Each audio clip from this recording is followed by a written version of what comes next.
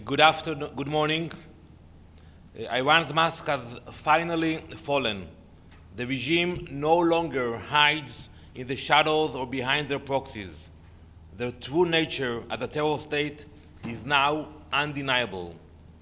Following their heinous assault on 10 million Israeli civilians, the Islamic regime in Iran had the audacity, the chutzpah, to send a letter to the Security Council.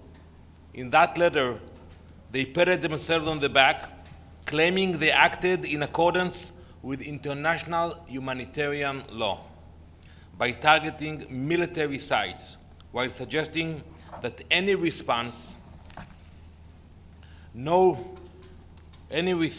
from Israel would be illegal. No reasonable person can comprehend the audacity of a regime that moments before sending this letter to the Security Council launched 181 ballistic missiles directly at the civilian population of another UN member state. This is the ultimate perversion of reality. Iran's mask has fallen completely.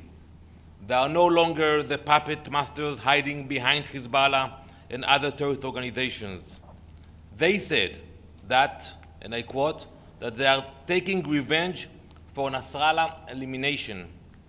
Iran has assumed responsibility for Hezbollah's attacks and are directly responsible for all the violence we have seen.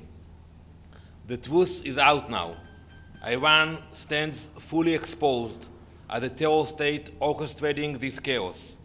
Iran's attempt to disguise its violence in the language of legality is a vile distortion, and the world must not be fooled.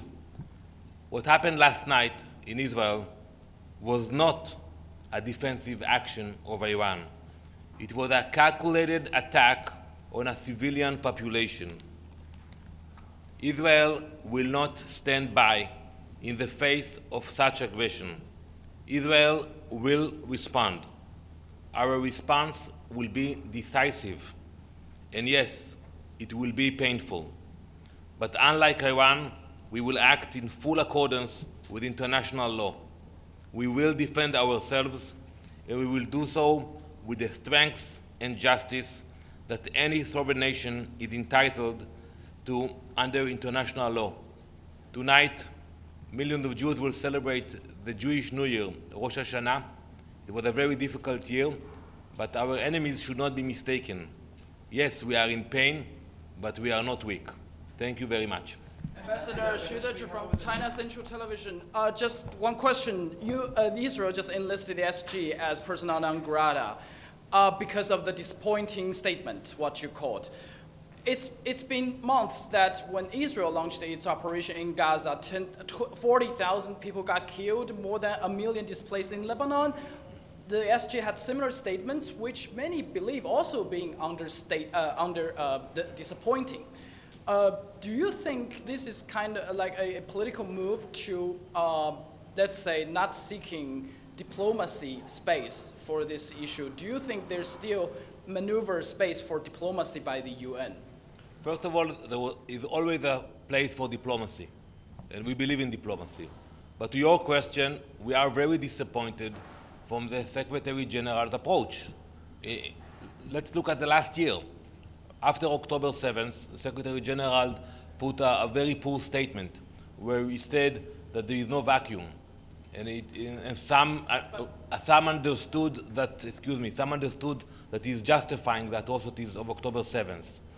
After that, the UN never passed a resolution under his leadership condemning Hamas and the atrocities, not in the General Assembly, nor in the Security Council. And yesterday, when we are being attacked by a member state of the UN, 180 ballistic missiles, 10 million people running to shelters, the statement he put out basically calling for de-escalation, not mentioning Iran, not mentioning who is the aggressor or who is self-defending its people. That moral equation is detached from reality. And that's why we could not accept that. And I expect the Secretary General today when he comes to the Security Council in a few minutes, to say it very clearly, who is the aggressor in this conflict, in this attack of Iran against Israel, and not to call both sides, and not to put us in the same place. It's like if the UN was not here during World War II, but imagine that the UN would put a statement that would call Nazi Germany and the allies to de-escalate. You don't do that. Thank you very much. Ambassador,